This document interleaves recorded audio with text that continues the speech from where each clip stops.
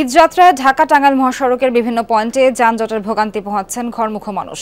বাইপাইল, চন্দ্রা ও কালিয়াকৈর বাজার পয়েন্টে গাড়ির জটলা রয়েছে। চাপ বেড়ে যাওয়ায় পাশাপাশি যত্রতত্র যানবাহন থামিয়ে যাত্রী ওঠানোয় দেখা দিয়েছে সংকট।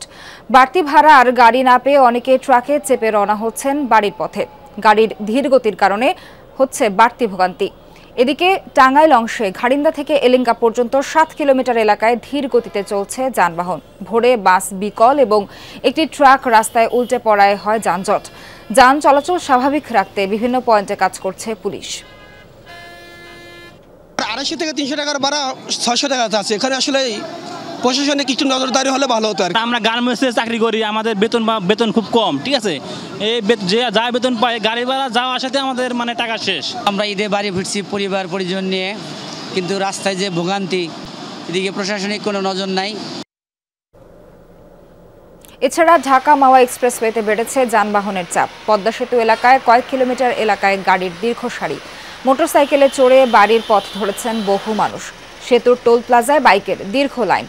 যান চলাচল স্বাভাবিক রাখতে বিভিন্ন পয়েন্টে কাজ করছে পুলিশ। দক্ষিণ ও দক্ষিণ পশ্চিমের যাত্রীরাও বাসে বাড়তি ভাড়া নেওয়ার অভিযোগ তুলেছেন। অবশ্য ঢাকা-চট্টগ্রাম মহাসড়কে নেই বড় ধরনের যানজট।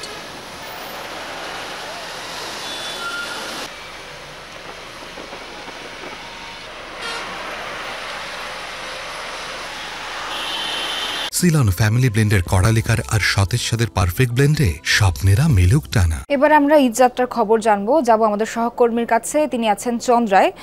হোসেন আলী বাবু আছেন আমাদের সঙ্গে। হোসেন, ঘরমুখো মানুষের চাপ তো বেড়েছে এবং এই মুহূর্তে আপনি মহাসড়কে আছেন, কি ধরনের যানজট পোহাতে হচ্ছে ঘরমুখী মানুষকে জানাবেন।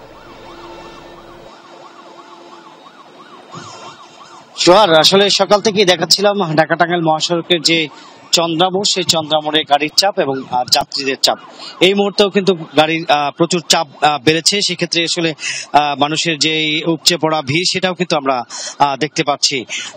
এখন কিন্তু দীর্ঘ সারি রয়েছে ফ্লাইওভারের উপরে। এই ফ্লাইওভারের সারিটা একদম এখান থেকে কোনাবাড়ি পর্যন্ত চলে গেছে। প্রায় 5 কিলোমিটার রাস্তায় কিন্তু আসলে দীর্ঘ সারি রয়েছে। সেক্ষেত্রে আসলে যেসব গাড়ি ফ্লাইওভারের উপরে, তাদের কিন্তু একই জায়গায় 4 থেকে 5 মিনিট তাদের অপেক্ষা করতে হচ্ছে, তারপরে আসলে গাড়ি ধীর গতিতে চলছে। আর ফ্লাইওভারের নিচের কথা বলি, আসলে নিচে আশুলিয়া এলাকায় বাইপাল যে সেই এলাকায় আসলে গাড়ির চাপ রয়েছে। ওইদিকে চাপ কারণে এই নিচে কিন্তু আসলে গাড়ির যে চাপটা, সেটা কিন্তু আসলে নেই। তার পাশাপাশি যদি আরেকটু তথ্য দিয়ে রাখি, সেটি হচ্ছে যে উত্তরবঙ্গ থেকে যে পশুবাহী গাড়িগুলো আসছে, সেই গাড়িগুলো এসে আসলে চন্দ্রা মোড়ে একটি জটলা সৃষ্টি করছে। সেই সৃষ্টির কারণে আসলে দুপাশেই কিন্তু আসলে গাড়ির চাপ রয়েছে। অন্য বছর হচ্ছে, কিন্তু এবারে পশুবাহী গাড়ি কিন্তু চন্দ্রা মোড় থেকে বেশি যাচ্ছে, যার কারণে চন্দ্রা মোড়ে চাপ রয়েছে।